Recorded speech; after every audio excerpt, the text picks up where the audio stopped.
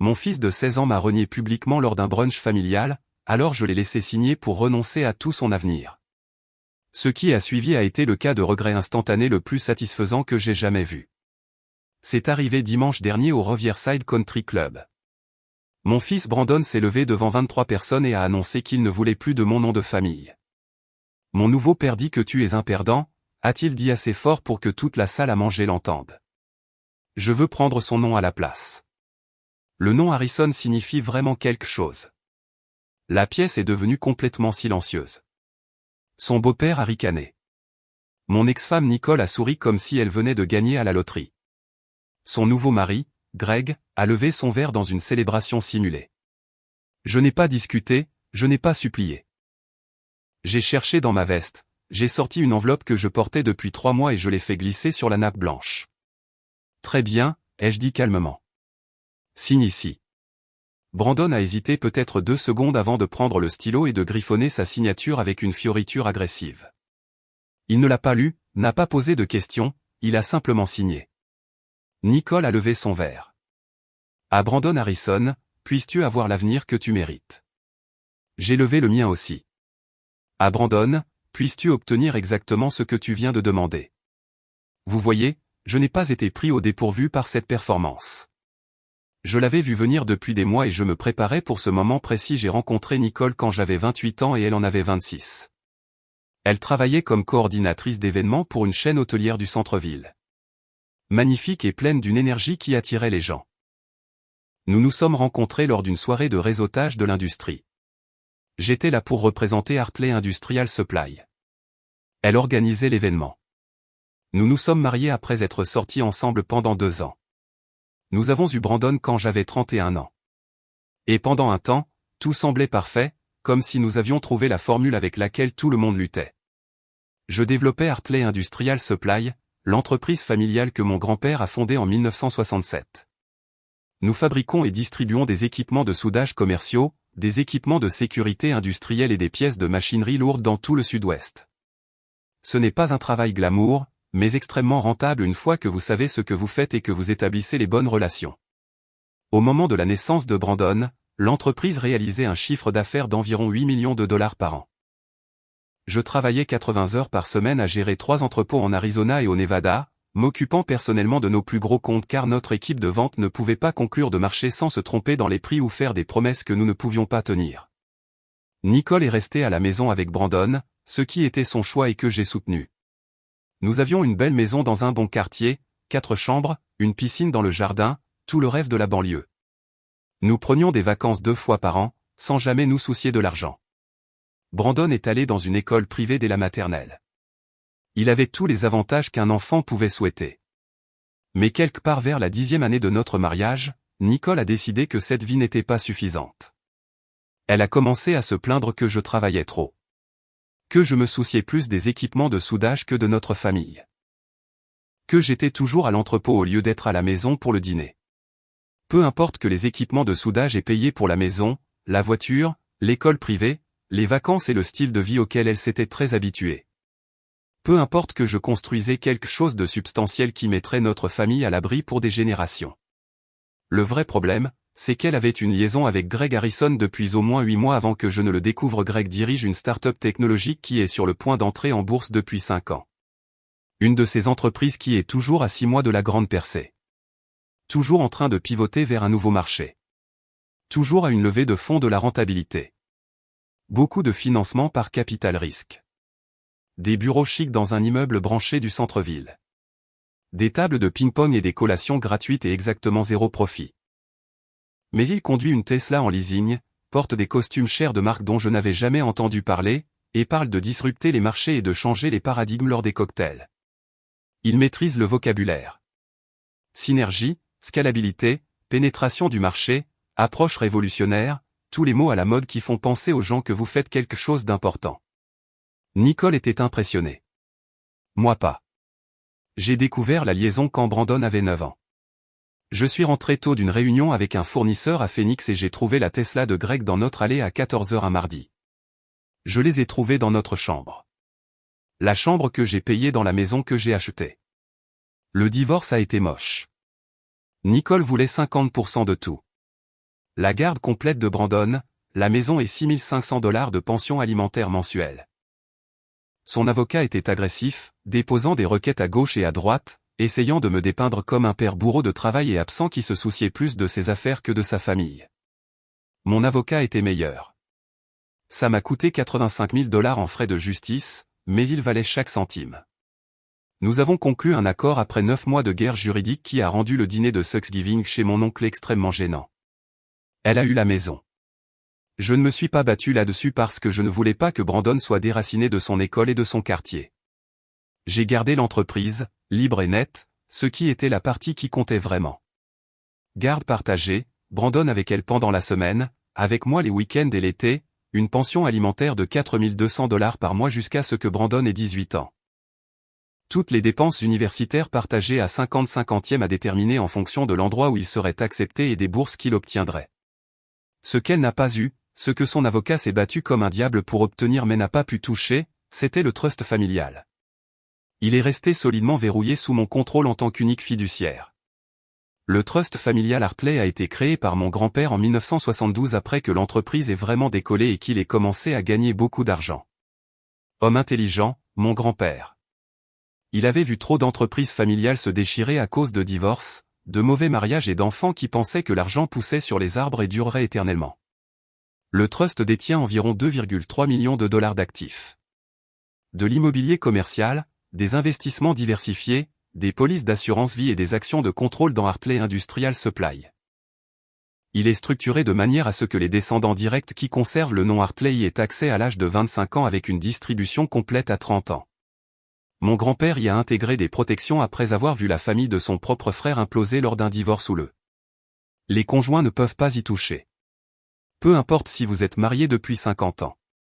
Le trust reste aux parents par le sang. Les créanciers ne peuvent pas y toucher.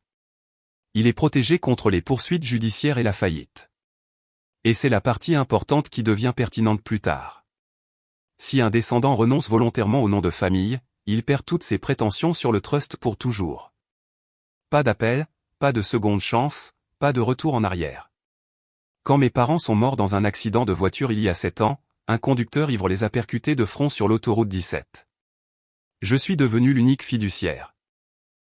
Brandon était le seul descendant direct de sa génération, ce qui signifiait qu'à terme, la totalité de ses $2,3 millions serait à lui quand il aurait 25 ans, plus la valeur de l'entreprise quand je prendrai ma retraite, que les estimations prudentes situent entre 4 et 5 millions de dollars supplémentaires. Nicole était au courant du trust, elle avait essayé à plusieurs reprises pendant le divorce d'y avoir accès, ou du moins de le faire compter comme un bien matrimonial lors du calcul de la division des biens. Son avocat a soutenu que l'héritage futur de Brandon devrait être pris en compte dans les calculs de garde et de pension alimentaire, que mon accès au trust me donnait un avantage financier injuste. Mon avocat a fermement rejeté cet argument, a fait appel à des experts en planification successorale qui ont témoigné que le trust existait indépendamment de notre mariage, ne pouvait pas être divisé dans le cadre d'une procédure de divorce, et que l'héritage futur de Brandon n'avait aucune pertinence pour les obligations de pension alimentaire actuelles. Le trust a été créé des décennies avant même que Nicole et moi ne nous rencontrions. Le juge a été d'accord. Nicole était furieuse. Son avocat a déposé 2 appels qui n'ont abouti à rien, mais elle ne pouvait rien y faire. Après la finalisation du divorce, les choses ont été relativement normales pendant environ 1 an. Brandon restait avec moi tous les week-ends. Nous allions à des matchs de baseball à Chasefield, travaillions ensemble sur sa voiture dans mon garage. Je lui avais acheté cette vieille Honda Civic qui avait besoin de réparation, et nous la restaurions ensemble. Nous parlions de ses projets pour l'université, de ce qu'il voulait étudier, de l'endroit où il pourrait vouloir vivre. Il voulait étudier l'ingénierie, peut-être venir travailler dans l'entreprise à terme.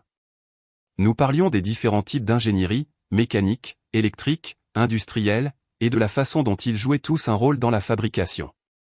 Il semblait vraiment intéressé par la compréhension du fonctionnement des choses, de leur construction. Puis Nicole a épousé Greg, et tout a changé. Le changement chez Brandon a été progressif, mais implacable, comme regarder une plante mourir lentement de la pourriture des racines. D'abord, c'était de petites choses. Il a commencé à copier la coupe de cheveux de Greg. Ce truc trop stylé qui nécessitait des produits chers et avait l'air ridicule sur un adolescent. Le genre de coupe de cheveux qui va bien à un cadre de 40 ans qui essaie de paraître plus jeune mais qui donne à un jeune de 15 ans l'air de se déguiser. Puis les vêtements ont changé. Soudain, il avait besoin de sweats à capuche de marque qui coûtaient $200, de baskets en édition limitée qui coûtaient $300 la paire et qui nécessitaient de participer à des tirages au sort en ligne pour avoir ne serait-ce qu'une chance d'acheter des marques dont je n'avais jamais entendu parler, mais qui étaient apparemment essentielles pour son image. Greg dit que la présentation est importante. M'a dit Brandon quand je lui ai demandé pourquoi il avait besoin de chaussures à $300 pour l'école. Les gens qui réussissent investissent dans leur image. Il s'agit de signaler que vous êtes sérieux. Greg dirige une entreprise qui n'a jamais fait de profit, mais bien sûr, prenons des conseils de mode de sa part. Puis sont venues les remarques sur mon travail. Et ce n'étaient pas de simples observations désinvoltes. C'étaient des critiques pointues clairement soufflées par quelqu'un d'autre. Greg dit que l'industrie manufacturière est en train de mourir. L'avenir est à la technologie et à l'innovation. Les produits physiques sont obsolètes. Greg dit que les gens qui travaillent de leurs mains se limitent. La vraie richesse vient des idées, pas du travail. Greg dit qu'il faut penser plus grand que de simplement gérer un entrepôt. Il faut évoluer, disrupter, trouver les inefficacités du marché. Je dirige une entreprise de $12 millions avec 47 employés et des contrats avec toutes les grandes entreprises de construction de 4 États. Nous fournissons des équipements de sécurité à 3 exploitations minières et des équipements de soudage à des fabricants dans tout le sud-ouest.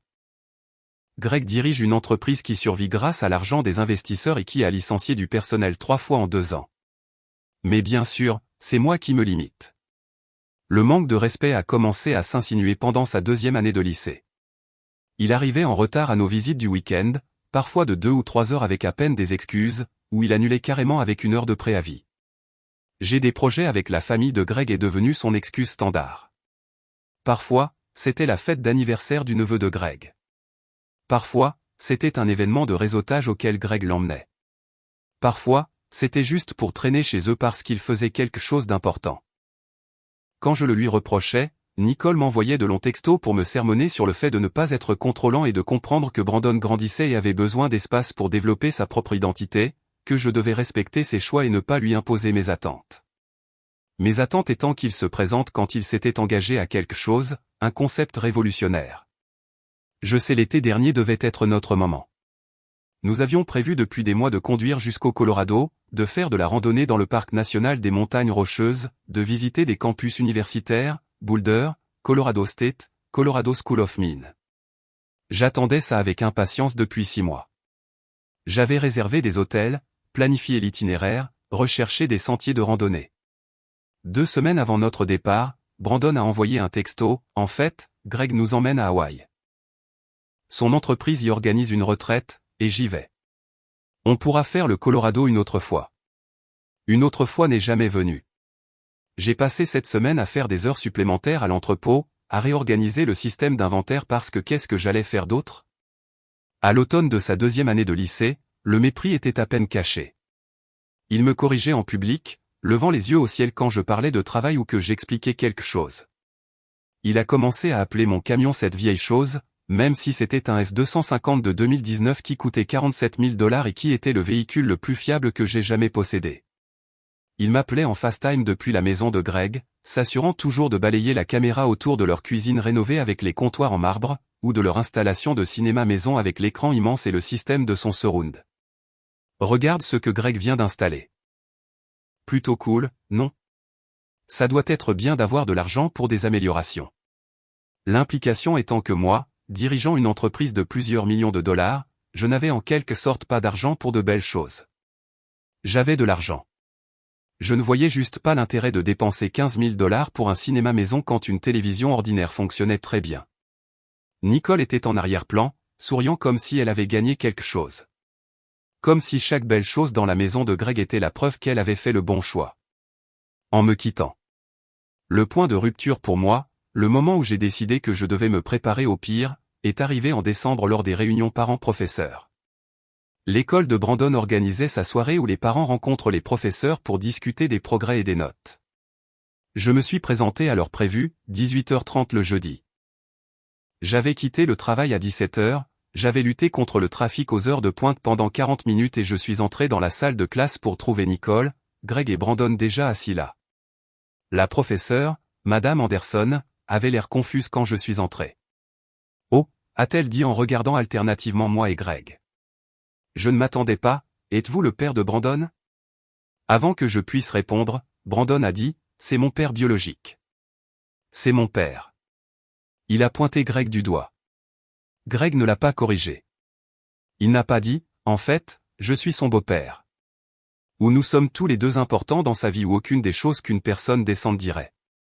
Il a juste souri et a serré la main de Madame Anderson comme s'il était le seul parent qui comptait. Nicole rayonnait comme si Brandon venait de gagner un prix Nobel. La professeure avait l'air mal à l'aise mais a poursuivi la réunion quand même. Elle ne voulait clairement pas se mêler du drame familial qui se déroulait dans sa classe. Pendant les 30 minutes suivantes, elle a discuté des notes de Brandon. Une moyenne de B plus solide, forte en mathématiques et en sciences, plus faible en anglais et en histoire. Elle a parlé de ses perspectives universitaires. Bonne.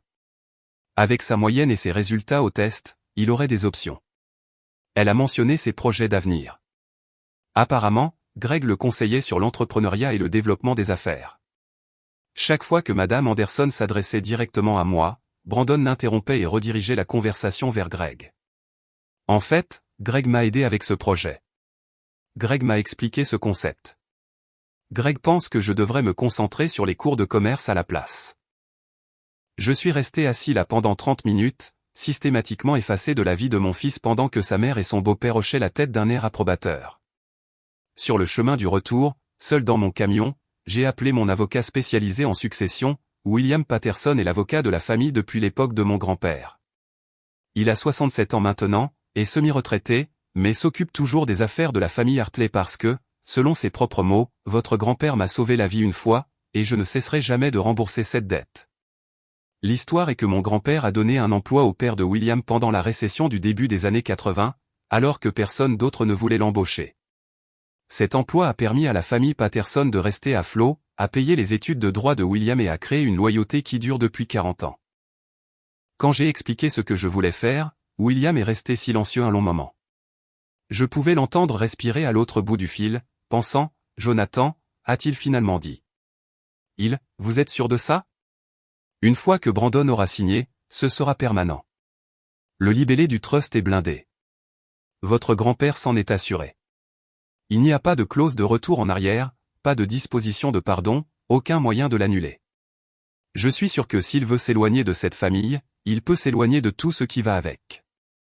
Et s'il revient plus tard, des années plus tard, en réalisant ce à quoi il a renoncé, alors il aura appris une leçon précieuse sur la lecture des documents juridiques avant de les signer et sur la réflexion avant de prendre des décisions permanentes. William a soupiré. D'accord, mais je dois m'assurer que vous comprenez ce que vous faites. Il ne s'agit pas seulement d'argent. Vous fermez une porte qui ne pourra jamais être rouverte. Brandon ne pourra jamais accéder au trust. Quoi qu'il arrive, même s'il reprend son nom, même si Nicole et Greg divorcent, même s'il revient en rampant en admettant qu'il a fait une erreur, la clause est absolue. Je comprends. Et vous êtes d'accord avec ça, William? Il s'est tenu devant son professeur et a dit, je ne suis pas son père. Il me traite comme un inconvénient depuis 2 ans. Ce n'est pas soudain. C'est l'aboutissement d'une tendance. Je ne fais que lui donner ce qu'il veut clairement. La liberté du nom Hartley et de tout ce qui y est associé. Nous avons passé 3 semaines à rédiger les documents. William est méticuleux et il voulait que ce document soit absolument étanche. Nous avons passé en revue cette révision, William faisant appel à 2 autres avocats spécialisés en succession pour l'examiner et s'assurer qu'il n'y avait pas d'échappatoire. Le document était élégant dans sa simplicité. Une déclaration officielle de changement de nom et de renonciation au nom de famille Hartley.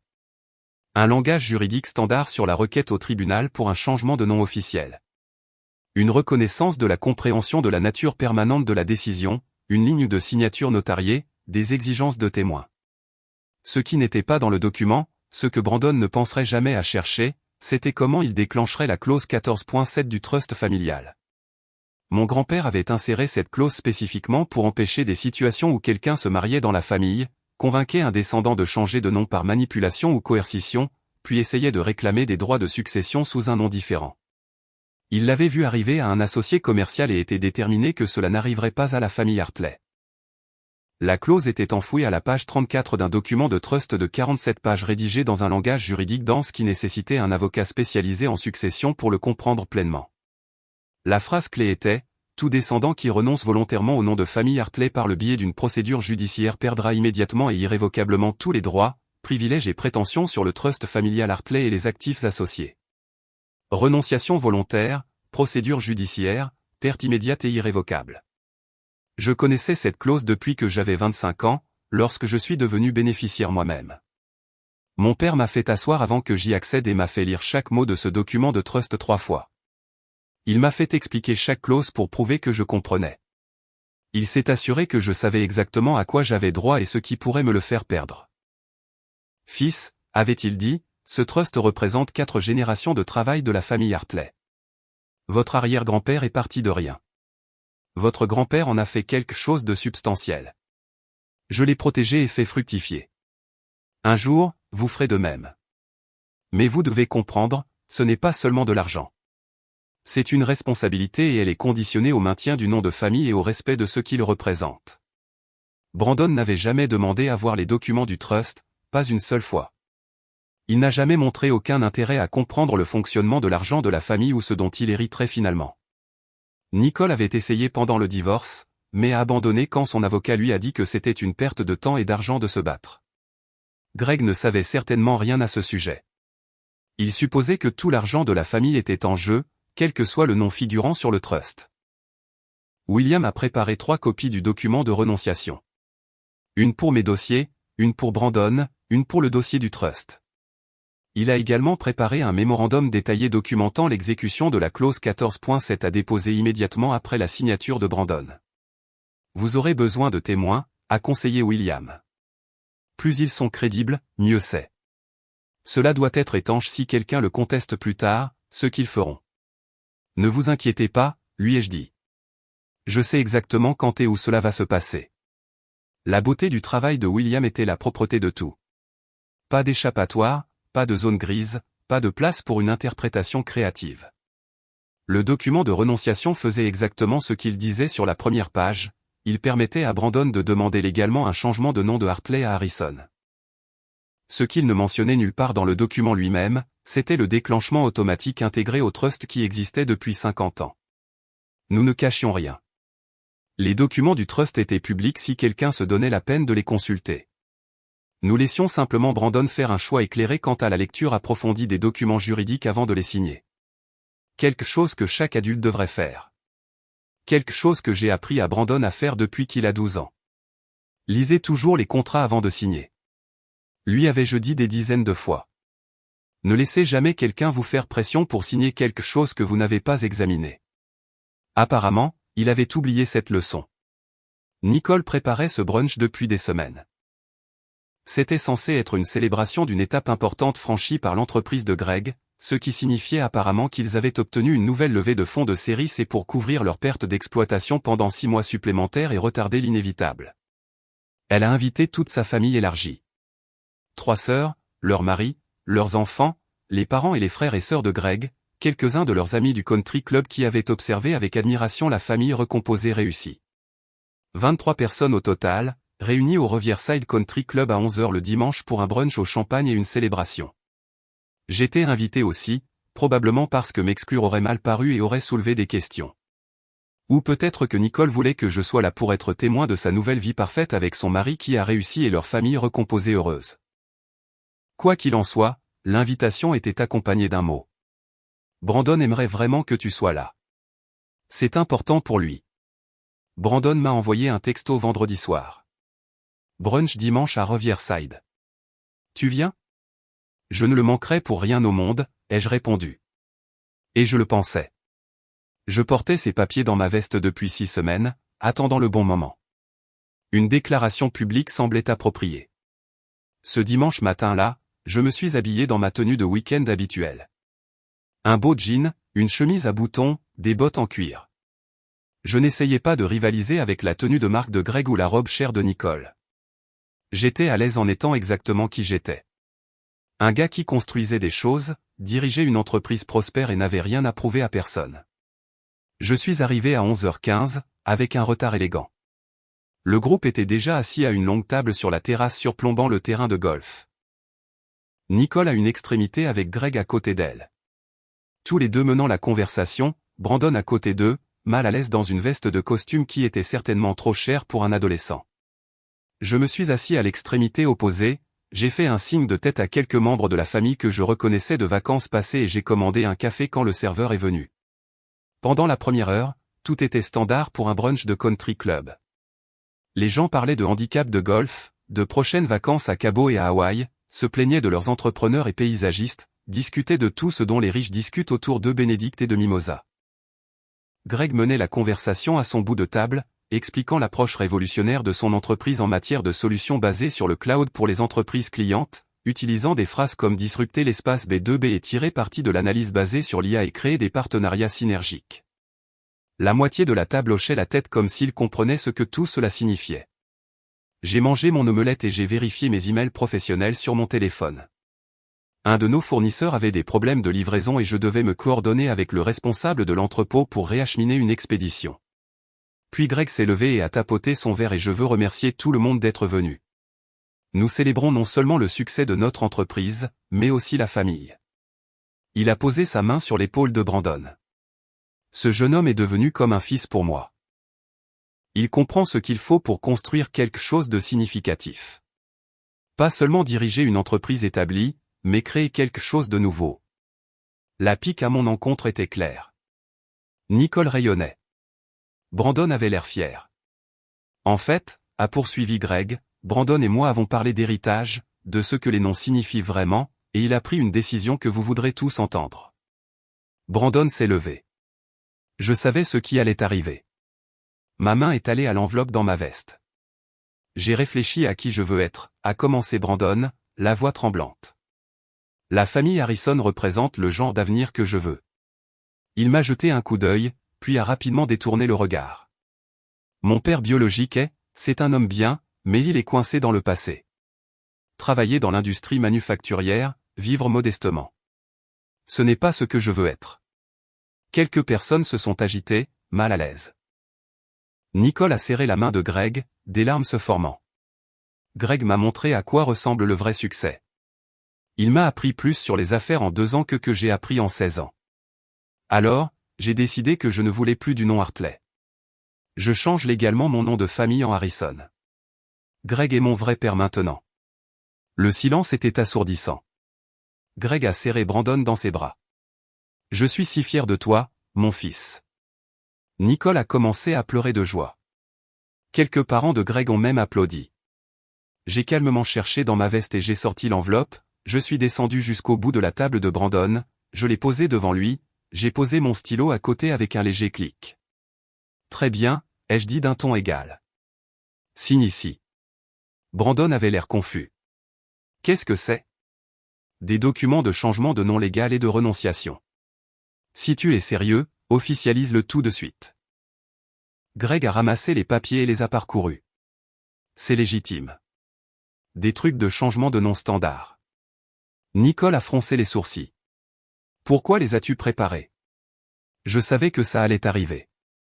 Je le vois s'éloigner depuis 2 ans. Alors, Brandon, tu es sérieux ou tu fais juste du cinéma? Ça a touché une corde sensible. Le visage de Brandon a rougi. Il a attrapé le stylo. Je suis sérieux. Lis-le d'abord. Ai-je suggéré calmement. C'est un document juridique. Ça a des conséquences. Il a parcouru peut-être 3 phrases avant de signer avec une fioriture agressive. Voilà, c'est fait. Je ne suis plus ton fils. J'ai pris le document et je l'ai remis dans ma veste. Notez. Puis j'ai sorti mon téléphone et j'ai pris une photo de toute la table. Documentation. Tu voudras te souvenir de ce jour. J'ai regardé Brandon. Nous nous en souviendrons tous. J'ai levé mon verre de jus d'orange. À Brandon, puisses-tu obtenir exactement ce que tu viens de demander? Le toast semblait lourd. Greg a levé son champagne bien haut, souriant comme s'il avait gagné. Puis je suis parti, je suis allé directement au bureau de William. William attendait quand je suis arrivé à son bureau. Je lui ai remis le document signé, encore chaud de la poche de ma veste. Mes mains étaient stables. Je me préparais à ce moment depuis des mois. Il l'a vraiment fait, a dit William en examinant attentivement la signature. Devant des témoins, 23 d'entre eux. Certains le filmaient pour les réseaux sociaux. J'ai des photos de toute la table avec des horodatage. Il a sorti son téléphone et a appelé son assistante, qui était de permanence même si c'était dimanche. Margaret, je veux que vous exécutiez la clause 14.7 immédiatement. Oui, dimanche. Je vous envoie la renonciation signée tout de suite. Contactez toutes les institutions concernées dès lundi matin. Il a raccroché et m'a regardé avec une sorte de tristesse mêlée de satisfaction professionnelle. Ça va les frapper vite. Êtes-vous prêt pour ce qui va suivre? Je suis prêt depuis 3 mois. Nicole va perdre la tête. Greg va essayer de trouver une issue. Brandon, il a fait une pause. Brandon va réaliser très vite ce qu'il a fait. Vous êtes sûr de vouloir assister à ça? J'ai besoin de voir ça jusqu'au bout, tout. William a hoché la tête lentement. D'accord, Margaret aura tout traité d'ici lundi matin. Les systèmes automatiques commenceront à se déclencher dès que la renonciation sera enregistrée dans la base de données du trust. Je documenterai tout pour le dossier. À quoi dois-je m'attendre? Des appels téléphoniques, beaucoup. Des menaces, des manœuvres juridiques. L'avocat de Nicole essaiera de trouver un angle. Ils n'en trouveront pas, mais ils essaieront. Mon conseil, ne répondez pas, laissez tout venir à moi. Je m'occuperai du côté juridique. Préparez-vous simplement aux retombées émotionnelles. Lundi matin à 8 h, Margaret avait déjà commencé le processus. Les systèmes que Brandon avait considérés comme acquis toute sa vie ont commencé à s'arrêter comme des dominos. La bourse d'études Hartley Legacy, un fonds créé par mon grand-père en 1975, spécifiquement pour couvrir les frais de scolarité des descendants de la famille, a automatiquement révoqué l'accès de Brandon dès que la renonciation a été enregistrée dans le système. Le fonds valait 86 400 $, assez pour couvrir 4 ans dans n'importe quelle université d'État plus les frais de subsistance. Le compte affichait son nom grisé, accès refusé, solde perdu. Son portail étudiant à l'école préparatoire de Canyon Ridge s'est mis à jour pendant la nuit. Là où il affichait auparavant un modeste solde de 2100 $ pour des frais accessoires, il affichait maintenant 22 800 $ dû immédiatement pour les frais de scolarité du semestre de printemps. La dotation de la famille Hartley avait couvert 70% de ses frais de scolarité privée depuis la 9e année, soit 16 200 $ par semestre. Sans cela, le coût total est tombé sur Nicole, la couverture maladie que je maintenais pour lui par le biais du régime de l'entreprise, distincte des pensions alimentaires et non requises par le jugement de divorce, a été résiliée, ce qui n'est pas illégal puisqu'il avait plus de 16 ans. Et ma seule obligation était par le biais de la police de Nicole, conformément à l'accord de divorce. La voiture que j'avais prévu de lui offrir pour son 17e anniversaire, une Honda Civic 2020 entièrement restaurée que j'avais déjà achetée et que je gardais en entrepôt, prévoyant de le surprendre avec, a été donnée au programme automobile d'une école de métier locale. Ils y apprendront aux enfants défavorisés comment l'entretenir et la réparer. L'argent de démarrage que je lui avais promis pour sa première entreprise, 25 000 $ mis de côté sur un compte spécifiquement réservé à Brandon une fois qu'il aurait 21 ans, destiné à l'aider à démarrer l'entreprise de ses rêves, a été redistribué dans le fonds général du trust. Mais le plus important, celui qui comptait vraiment, sa position de bénéficiaire principal du trust familial Hartley, a complètement disparu. Cet héritage de 2,3 millions de $, parti. La future participation dans Hartley Industrial Supply, d'une valeur estimée à 4,2 millions de $, parti. Les droits de propriété, les comptes de placement, les polices d'assurance vie, tout ce qui était lié au fait d'être un descendant Hartley. Tout cela est parti d'un coup de stylo. Mardi après-midi, le téléphone de Nicole a sonné. William a enregistré l'appel conformément au protocole juridique standard. Il m'a envoyé la transcription plus tard. William, Madame Harrison, c'est William Patterson, conseiller juridique du Trust familial Hartley.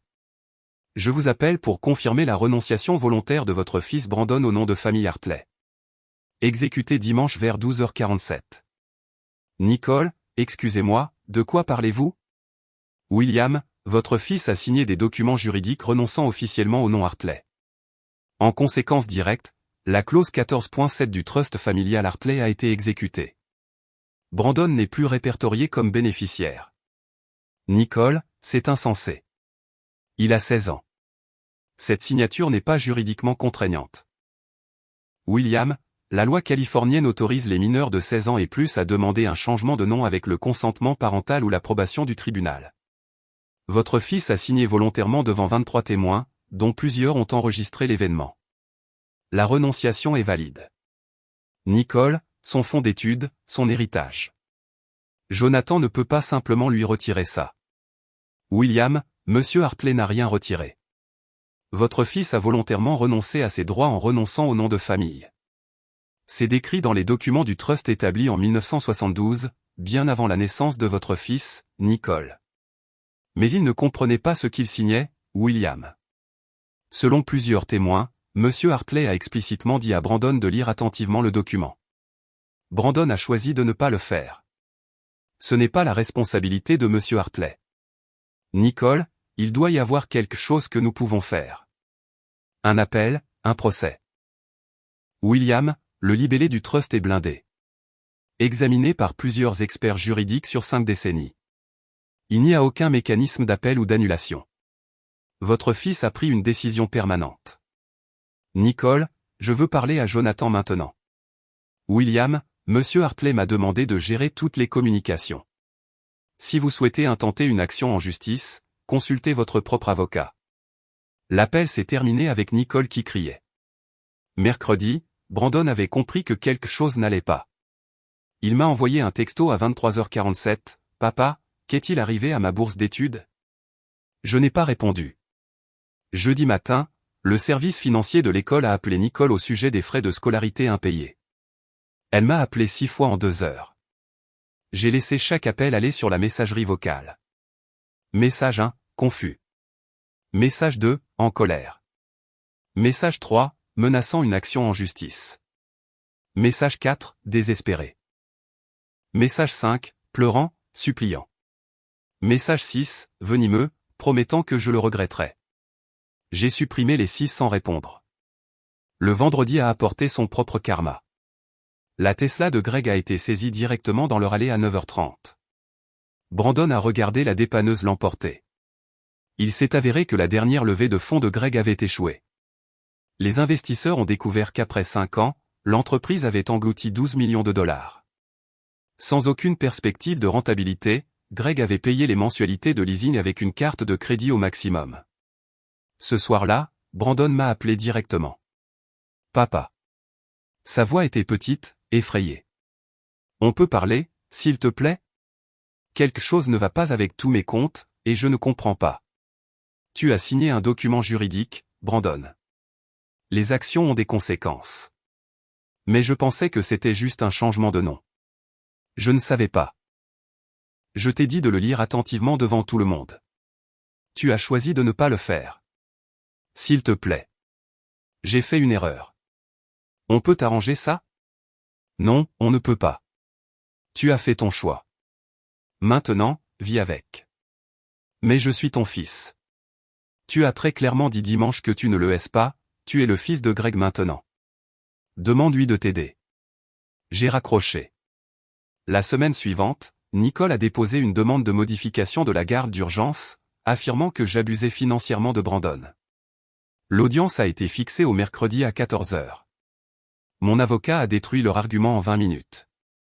Il a présenté les documents du trust, la renonciation signée, la vidéo de Facebook, a montré des déclarations de témoins confirmant que j'avais dit à Brandon de lire avant de signer. La juge, une femme d'une 60aine d'années, a tout examiné attentivement, puis a regardé l'avocat de Nicole avec un dédain à peine dissimulé. Conseiller, le fils de votre cliente a pris une décision d'adulte devant 2 douzaines de témoins. Il a signé un document juridique sans le lire bien qu'on lui ait explicitement dit de le faire. Le libellé du trust est clair. Établi il y a des décennies. Je ne vois aucun motif de modification ici. Mais votre honneur, il a 16 ans. Il a 16 ans, pas 6. À 16 ans, la loi californienne accorde une autonomie importante. S'il était assez mature pour rejeter publiquement son père, il est assez mature pour vivre avec les conséquences. Motion rejetée. Le marteau est tombé avec finalité. À la 3e semaine, la situation financière de Nicole et Greg s'était effondrée.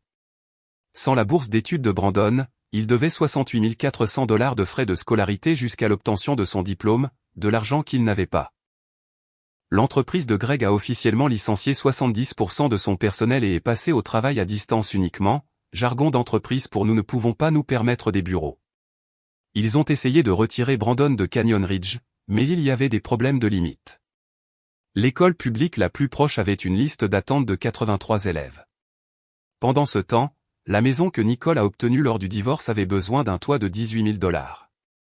Son assurance habitation avait expiré 3 mois plus tôt parce qu'elle avait utilisé cet argent pour couvrir des dépenses, prévoyant de le payer lorsque le financement de Greg arriverait.